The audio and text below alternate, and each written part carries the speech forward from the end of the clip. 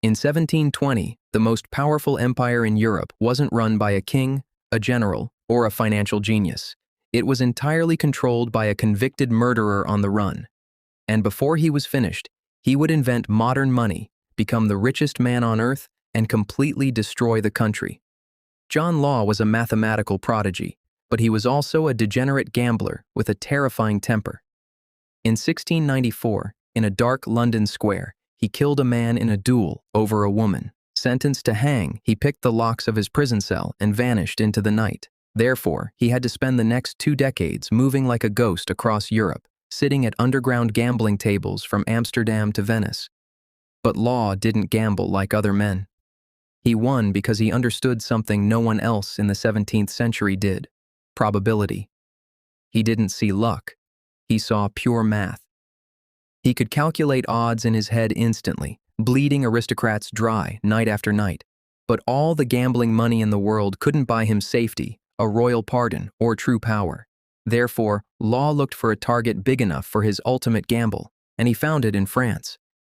By 1715, the French Empire was completely, hopelessly broke. King Louis XIV had spent decades fighting massive, pointless wars and building the outrageously expensive Palace of Versailles. When the king died, he left behind a mountain of debt so massive that the country couldn't afford to pay its own army, let alone feed its starving peasants. But the desperate Duke of Orléans, who was ruling as regent until the new boy king grew up, needed a miracle to stop a total revolution. Therefore, John Law stepped into the royal court and pitched a radical, insane idea. He told the government that their problem wasn't a lack of wealth. Their problem was gold itself. Gold was heavy, it was dangerous to transport across the country, it was easily hoarded by the rich in private vaults while the streets starved. Law said, "Stop using gold. Let me print paper money." He didn't use complicated academic terms to explain this. He essentially told the government, if we lock up all the real gold in a national vault and hand out paper receipts for it, people will trade the paper instead.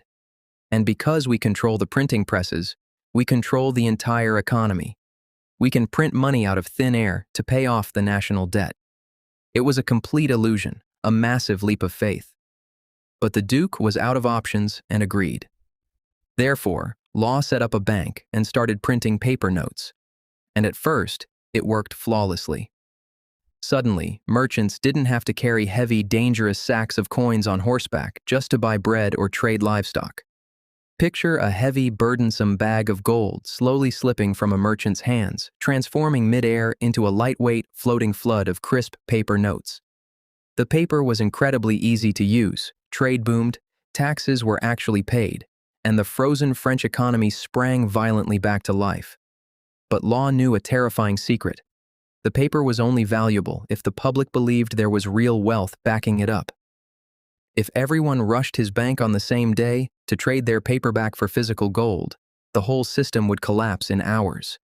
He was running a country-sized casino, and he needed a distraction. Therefore, Law needed a massive, unbelievable asset to make the public trust the paper permanently. He found that asset thousands of miles away in the New World. Law created a mega-corporation called the Mississippi Company.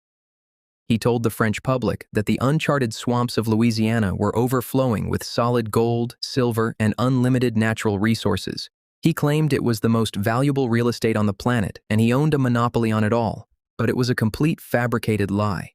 Louisiana was a deadly, mosquito-infested swamp. Almost no one lived there. The early colonists were starving, and there was absolutely no gold. Therefore, Law had to launch the greatest marketing scam in human history to keep the illusion alive. He paraded actors through the streets of Paris dressed as wealthy Native Americans and successful miners. He printed lavish, beautiful brochures showing mountains of gold sitting on the American coast, waiting to be picked up by ships. He even paid newspapers to write fake articles about the glittering cities being built in the mud. The marketing worked perfectly. The French public went absolutely insane with greed. Therefore, everyone from poor farmers to the wealthiest aristocrats wanted shares in the Mississippi Company. The demand was so violent that a small, narrow street in Paris called the Rue Quincampoix became the center of the financial universe. People were literally sleeping in the gutters just to be first in line to buy stock when the sun came up. Murders were committed in the alleyways just to steal a spot in line. But there was a major problem. There weren't enough shares for everyone who wanted to buy them. Therefore, John Law did the only thing he knew how to do. He printed more. He printed more shares of the company, and he printed more paper money so the public could buy those shares. The price of the stock exploded from 500 livres to 10,000 livres. Fortunes were made overnight.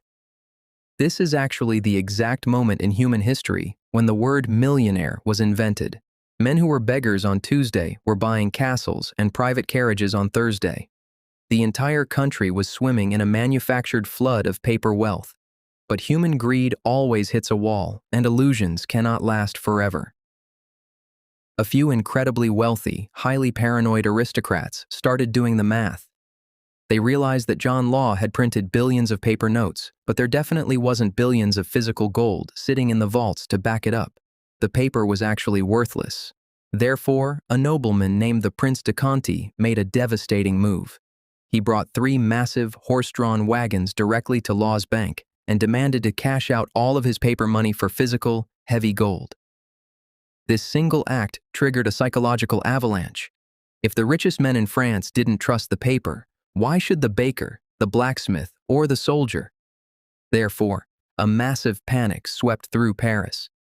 Thousands of people rushed the bank, waving their paper money, screaming for their gold. But Law didn't have the gold. He had printed far more money than existed in the entire country. Therefore, he panicked and became a ruthless financial dictator. He made it completely illegal for anyone in France to own more than a tiny amount of real gold or silver. He literally outlawed physical money to force the country to keep using his printed paper. He shut down the borders. He sent the police to raid people's homes, tearing up floorboards and smashing walls to confiscate their hidden coins. He even encouraged neighbors to spy on each other for a cash reward. It was a desperate authoritarian move, and it completely shattered the very last shred of public trust. The illusion was dead. The massive, beautiful dream of the Mississippi Company evaporated in weeks. The shares plummeted from 10,000 back to 0. By the summer of 1720, the dream had turned into an apocalyptic nightmare. Paris descended into total chaos.